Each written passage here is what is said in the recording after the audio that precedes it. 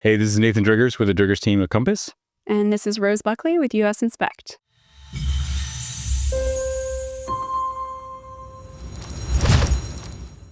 I think I invited you here today because we've worked together for probably the last 8 years. I really appreciate how you go to a home inspection. You have a great way of educating buyers as they come into a home rather than scaring buyers. So I thought it would be great to discuss with everyone out there, like what to expect in a home inspection, what you find normally, what you think is crazy, all the things that you see in a home inspection that some new buyers or buyers that haven't really had a good home inspection before would appreciate knowing. Absolutely. I used to be a teacher, so that I bring that into the home inspection with me. Like you said, I love educating people about how their houses work and the importance of home maintenance and how to maintain their home. So I'm definitely happy to jump into this with you today. Perfect. So I think one of the things I always say when we meet or I introduce you is this is my doom and gloom person. Yes. And I think you probably go, okay, really, like we have to do this again. But I think it's a good thing for buyers to understand as they show up to a home inspection. I say, hey, this is the person that's going to take what you're really excited about and beat it down. They're going to put only bad things. We'll point at the good things as we go through it, but really it feels like a very aggressively negative conversation. You take a twist to it. What do you see as that conversation? Like, what is the benefit to the buyers who are going through and they're hearing bad things about the home? Like, why would they want to know all this stuff? Like, do they still want to buy a house if they know these things, that kind of stuff? How do you see it? Absolutely. So as a home inspector, I love to take a positive spin on things. Like you said, I am the doom and gloom person. You walked in, you found a house after so many different showings. You found a house and you put money down on it. You're putting a lot of your time and investment into this property. And here I come and I'm going to tell you every single thing that's wrong with it. I go through with a fine tooth comb. And yeah, it can seem a little bit negative, but I try and keep it positive as much as possible. I do point out positive things to the house as well. But I also, come to it saying everything can be fixed. Well, at least most things. I haven't run into anything in almost a decade of doing home inspections where we haven't been able to at least fix something. So yeah, taking that positive note and saying, listen, I know that this might be a difficult discussion, but it's better to have it now than have it after you purchase the house and it's your problem to deal with. So that way people can go in open eyes, open budget, knowing what's going on, so they know how to expect, how much to spend, and if it's going to work going forward. Absolutely. And it's so much better to know what you're getting into and how much you may have to spend and, the priorities of it. Is this something that we have to do right now or can it wait a year kind of thing? So it allows them to kind of prioritize the steps on how they're going to, proceed with the projects of the house. Where do you start the home inspection? Like, where do you feel like is the things you should focus on first? What you want people to know right away? Yeah. So as far as when I approach a home inspection, and I always start with a clean slate. You've heard me say this a million times. So when I approach a home inspection, I always get there an hour in advance, as much as possible. But traffic allowing, we are in the DC area, so that's not always possible. But I try and get there as early as possible so that I can inspect and write the report on the exterior and roof. So that when the clients arrive at the start time for the inspection, I'm already 1/3 of the way through the inspection. And it kind of saves everybody a little bit of time. It allows me to really focus on my inspection. And then we do the introduction and I go over what they can expect for the day. And with clients who have had home inspections previously, I kind of say every home inspector is a little bit different. So you may see me do different things and that's totally fine, but this is how I'm going to proceed today. And generally, just for everyone watching, the way that I do that is I take it in 3 phases.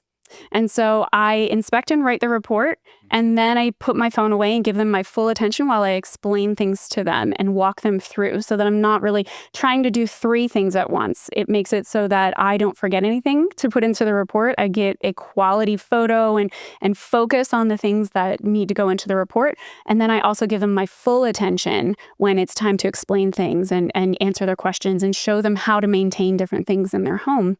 So I like to do the inspect and write the report on the exterior and roof. And then when everybody arrives, we walk around. I show them everything that I found so far. We go inside and I have what I like to call a client comfort cooler. And so you've experienced it many times. Saved me several times. Yes. And so I have a cooler that I have some snacks in. I also bring a notepad with a pen and different measuring tools so that while I inspect and write the report on the main systems and structure, usually in the basement or just the main structure, they can go and measure and do things like that in case they want to spend a little bit of time doing that in the house.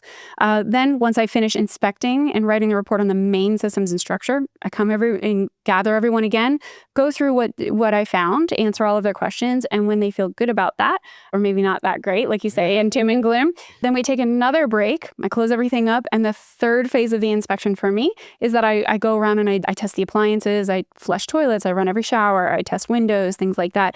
And I kind of work my way up through the house and I end in the attic. Okay. So that's how I kind of fine-tooth comb through the house while I give them little tidbits or little bite-sized portions so that they can digest the information. And that gives them time to speak with you as well as the real estate professional to give them ideas on what to do about that. Is it something that you can negotiate? Is it something that you may have to budget for? You might be able to text somebody and get a quote on something. Okay. So that gives everybody a little bit of time to kind of digest the information and ask questions later as well. That makes sense. Yeah. It's very good. The one thing that I do like is that it gives people a chance to be in the house. Yes. Because as a lot of like things move forward quickly, this might be the last time buyers will see their house prior to the final inspection. So it's really great that they have time to measure, draw up floor plans, that kind of stuff, figure out where furniture, like any renovations they might want to do, that kind of stuff. And I can't tell you how often I see people say, oh, I didn't notice that before. And it's because usually during a showing, you have 15, 20 minutes at a time in the house. And it's like, oh, I like it. And then you go and you write, you sign a big check to put it under contract. So the home inspection is the time where you get to spend the most amount of time on the property. So I like to give them that time as well. Yeah, and definitely like from the listing agent side, flipping like the lens is, I tell people when we list properties, we want to make sure people get to the home inspection. Like, is this an item they're going to notice and turn them away so they don't want to buy the house? Or is this an item they're going to notice during the home inspection? But that's when we all put more effort into it. We figure out what the solution could be. How can we get through it? Is it going to be something that's a deal breaker for everyone? Absolutely. Yeah. And it's very rare that I get deal breakers. I think in my 8.5-year career, maybe 5 times, like count on one hand, the amount of times that there's been a deal breaker where we've stopped the inspection. What would those deal breakers be? Like, how do you see it? Like, well, one was a very odd situation, which may be interesting, something to look into. But I did a home inspection once, and I just like to chat, especially about dogs. I have a dog, I'm a big dog person.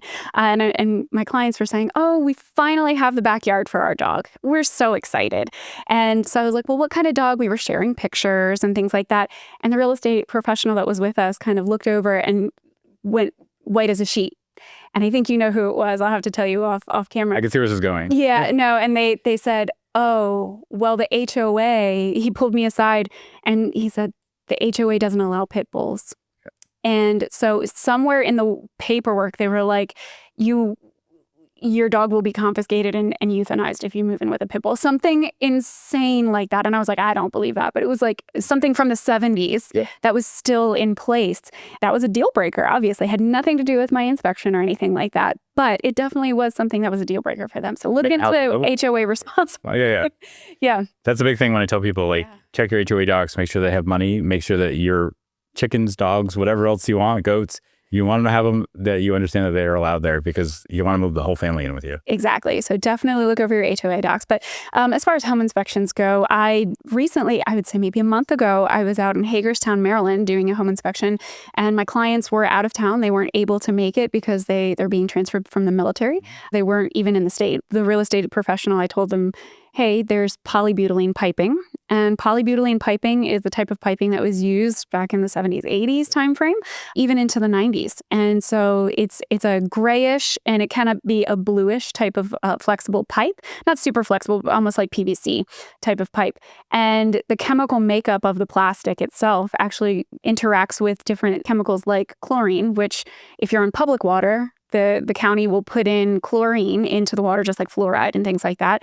And the chlorine and other chemicals actually interact with this plastic, and it can break or completely flake off and completely, burst with no warning. Right. With absolutely no warning. So whenever we see polybutylene on a public water system, we always recommend, hey, this really should be replaced. I mean, yes, it's been here for 30 some years. Yeah. But maybe it's year 31 that's going to be a problem. Exactly. And you never know. It might just be something that may never happen, but do you really want to take that big of a risk with your home? Yep. And this is where the real estate professional comes in, because we'll get a contractor and say, like, hey, this is the problem. How can we bound it? What dollar amount would it cost? And I've had the same thing come up in a different property.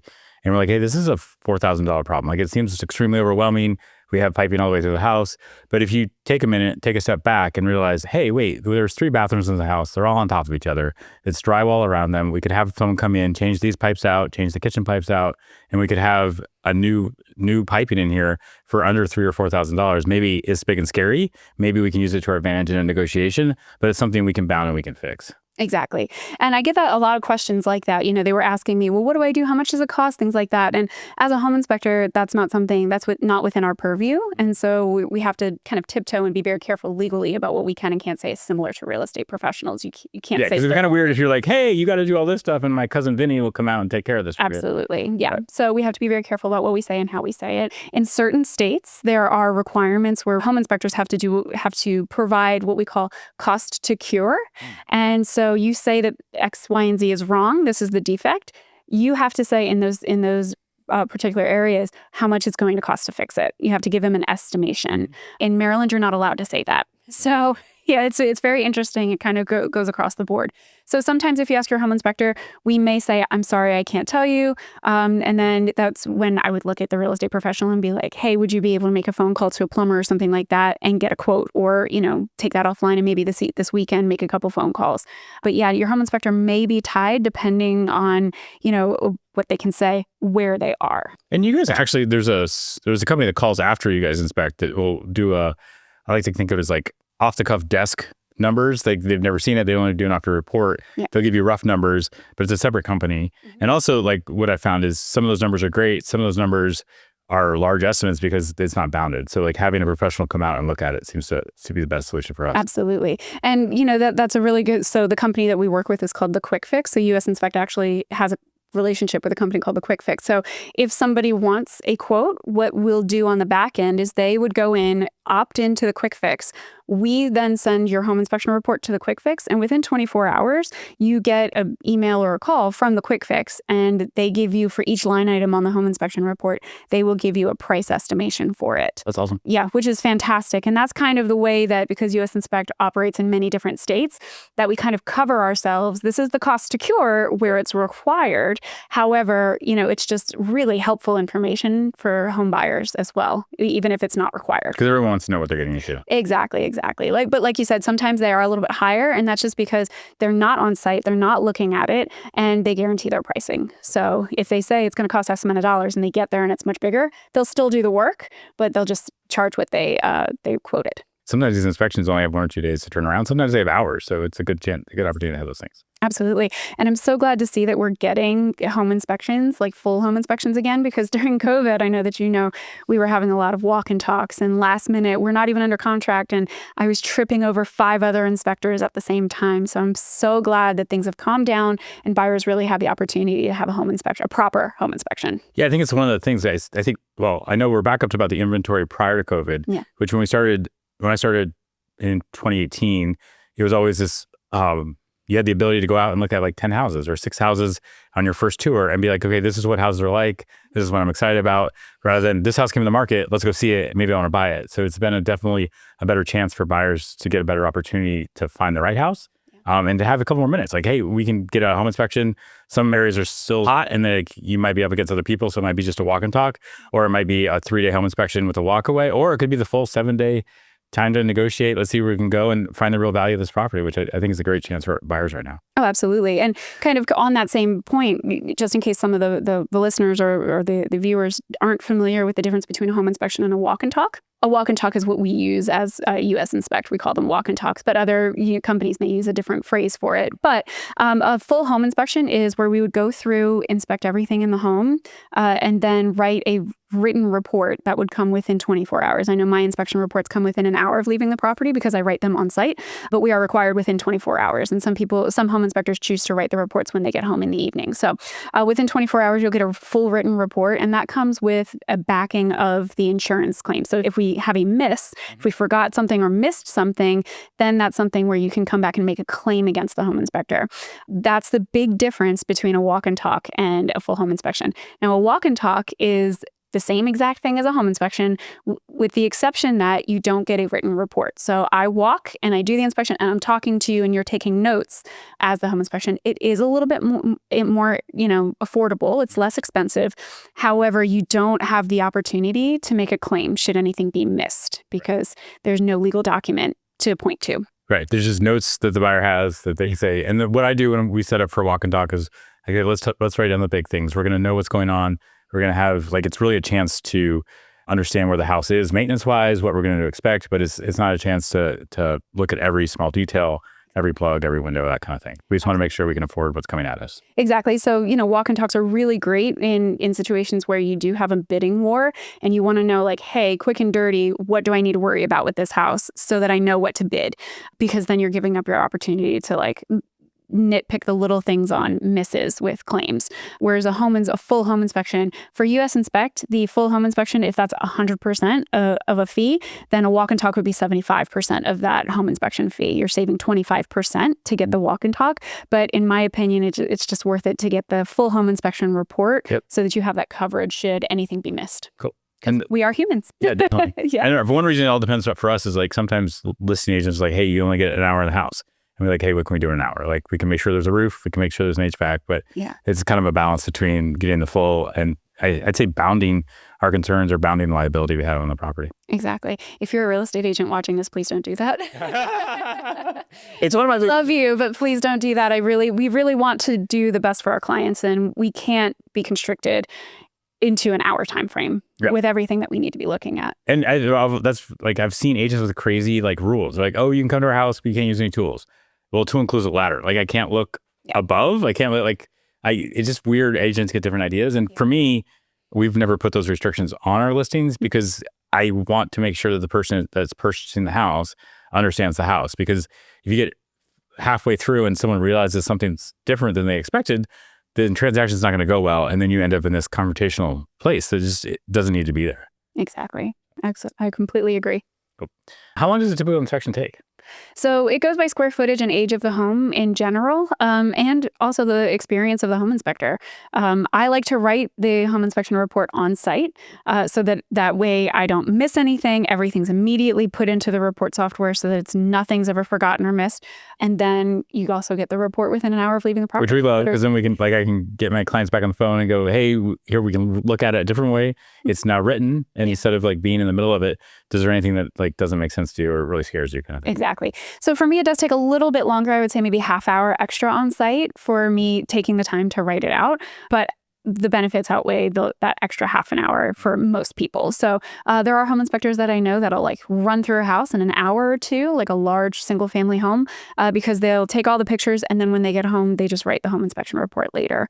So it really depends on the experience. I've gotten a couple of notes about some of the other inspectors on my team that really like to take their time.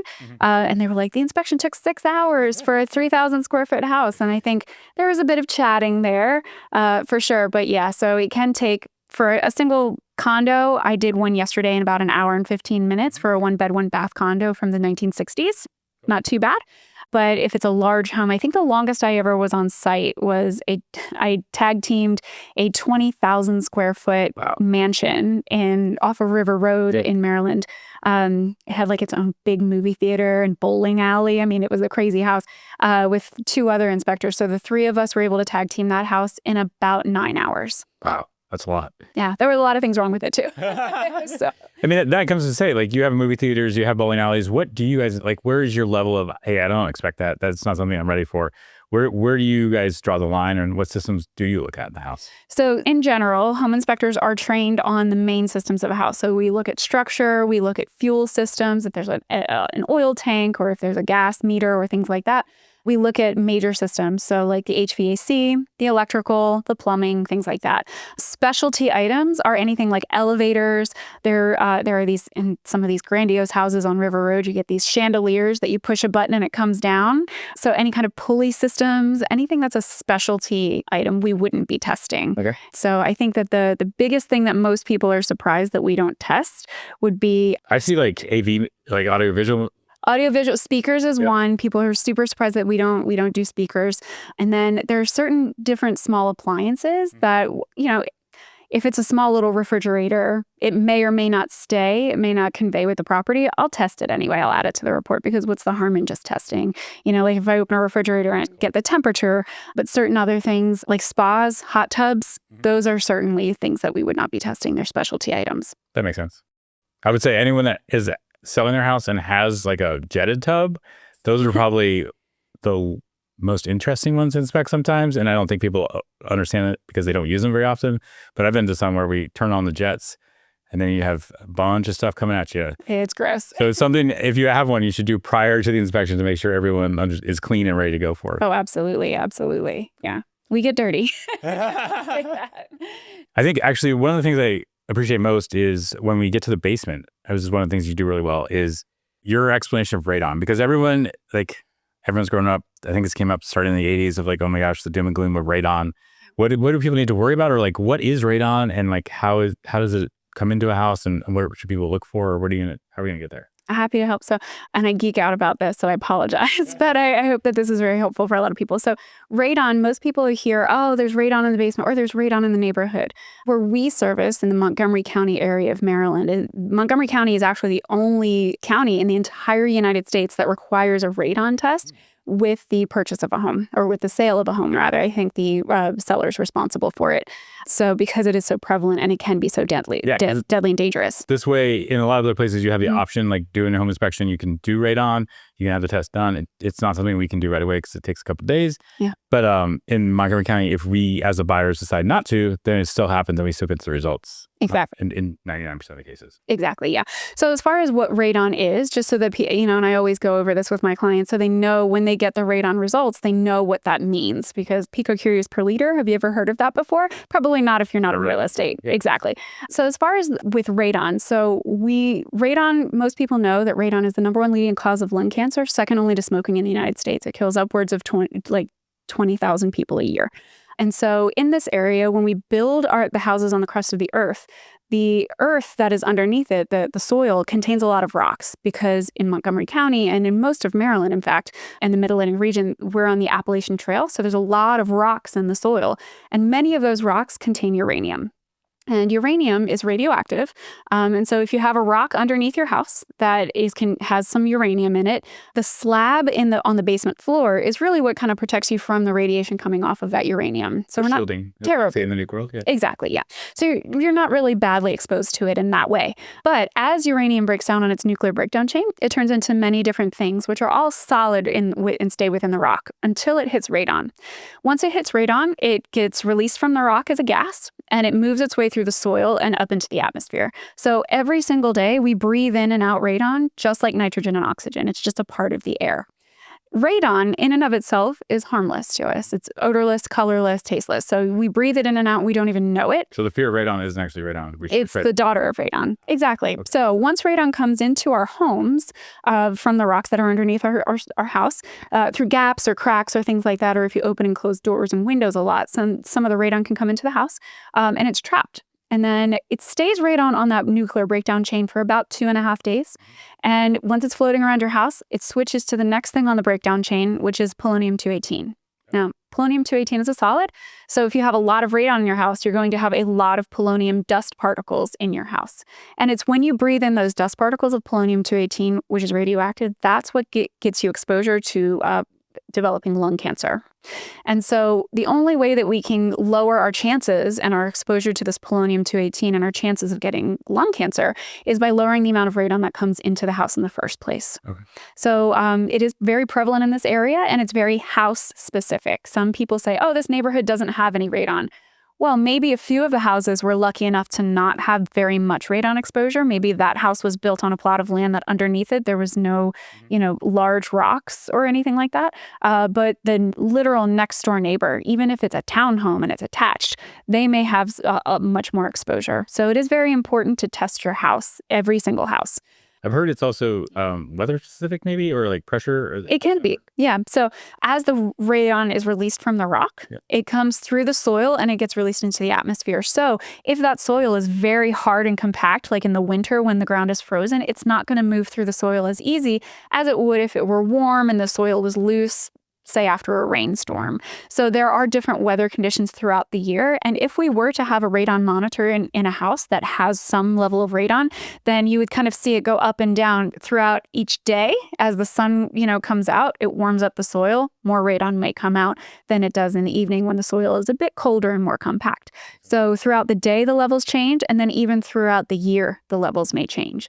So when we do our radon test, we have a Sun Nuclear unit that we leave in the basement, and it takes an hourly reading. And then I just go and plug my phone into it. I'm actually going to pick up a radon machine after we're finished here.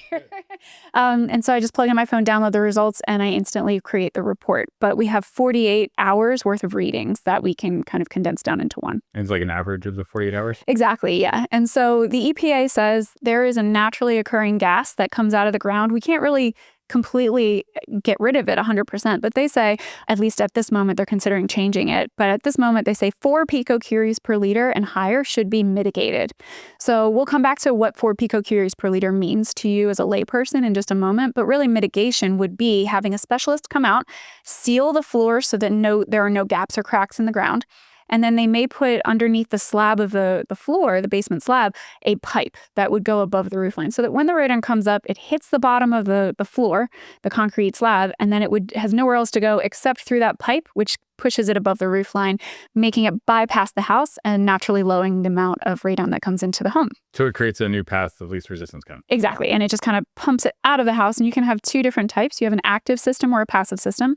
So a passive system is just the pipe. So radon kind of works its way through on its own. Whereas if you have higher levels or you want to mitigate a little bit better, you can have a fan put onto that system, making it an active system. And that would be like a vacuum sucking the radon out from underneath the home. Cool. I like to think of it as a big straw, like just pulling all the radon out. Absolutely, yeah.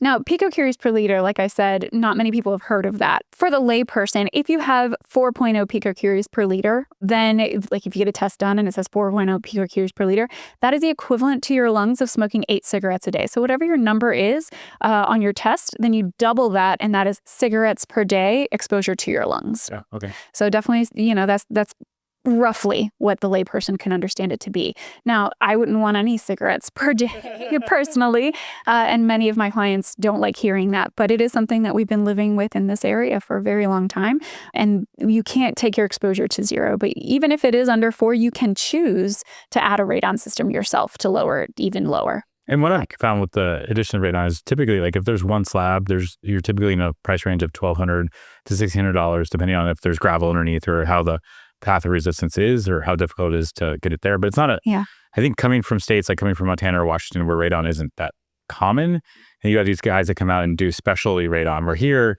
it's done in, we measure in every transaction. So you have teams of radon crews that will come out and do it in 6 hours or like 4 hours. They'll be done in the day. So they're able to get the price down a lot. Exactly. Yeah, absolutely. Now, one thing that most people don't even realize is that as you live in the home, your house will continue to settle. You build a very heavy, rigid structure on earth that moves. You're going to get slight movement. You've heard of houses settling. You may get settlement cracks over time. And with those comes the exposure to more radon. And so even if you tested your house 10 years ago when you purchased your house and the radon was low, so you say, oh, I don't have radon.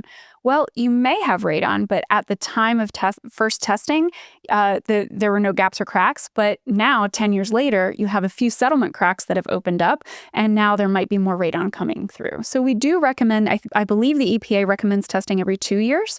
I would recommend on a 2 to 5 year basis having a test done. Or you can there are different products out there that you can purchase, and you can actually have a monitor in your basement, kind of like a smoke detector, where it will constantly monitor for smoke. You can have a radon detector as well. So continuous monitoring, knowing. Exactly. Yeah, there are 2 products that I recommend, not from personal use. I live in an apartment. However, what I do recommend to my clients, so US Inspect has a relationship with a company called EcoSense, and they have what we call the Radon Eye, like EYE. And you can purchase that for about $250, $300 or so. And it's just it's no bigger than your mug, and you just put it in the basement, attach it to your phone, and it constantly monitors radon and sends you a text when it's high. Very similarly, you can get something called Air Things, like the things that are in your air. Okay. And they have different models that you can look at online. I think it's airthings.com, if I'm not mistaken, but just Google Air Things, and they have different ones. And they have one that I actually always recommend, and it monitors radon, VOCs, smoke, and carbon monoxide. Oh, so it's All the air things. All the air things. Yes. Oh, cool. Absolutely. So you always know like air quality inside your house. Exactly. Now, if you're one of those people who's like very neurotic and very scared of these things, it may not be great to constantly monitor it. Turn it off. Yeah, so test every couple of years. But on average, a radon test, you can buy a kit at Home Depot and send it into a lab yourself. That's totally fine. They can run, I would say $30 to $50, I believe. But to have a professional come out and do a 48-hour test and have instant results, that's usually around I'd say between $160 to anywhere up to like $250 to $300. If you kind of compare that with a monitor that you just put in your basement, I think that would be better. Makes sense. Yeah. I guess one thing to say is, where do you usually test for radon? So it has to be in the lowest level of the home, the lowest livable level of a home. So if there was like a crawl space, that's not a livable space. Okay. So I would not be putting the radon monitor down in the crawl space. However, even if it's an unfinished basement, as long as it is a space